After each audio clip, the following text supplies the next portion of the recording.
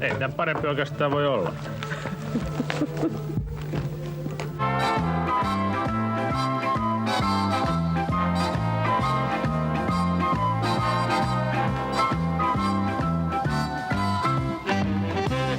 Toimittajamme Osmo Tekoniemi on siellä paikalla.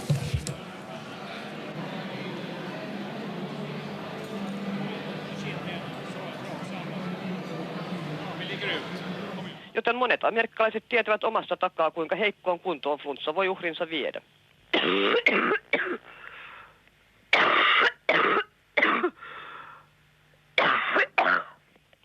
Haloja. Me osaa sanoa miksi, mutta kuuluvat tähän eurooppalaiseen kevätjuhlaperinteeseen, joka ilmeisesti liittyy taas hedelmällisyysasioihin.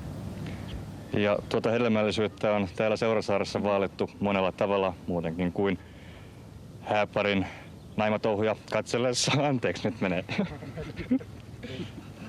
Työtuomioistuin on tuominnut Suomen Palomiesliiton 6 jäsenyhdistystä sakkoihin työrahavelvoitteen rikkomisesta. Viime viikon aikana Saksassa on tehty useita polttopulloiskuja, muun muassa turkkilaisia moskeijoita ja liikeyrityksiä vastaan.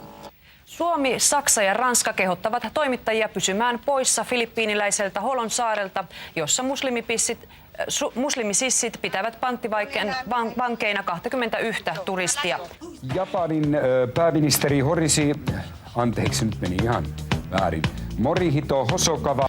Meillä on nyt puhelimessa ulkopolitiikan asiantuntija, kokenut diplomaatti, ministeri Jaakko Iloliemi. Tiedätkö muuten, mitä turkulaiset kaipaavat hirveästi? Mulkukkaa. Jaha. Kun turkulainen menee aamulla töihin, hän ensimmäisenä kysyy, onko mulkukka soittanut.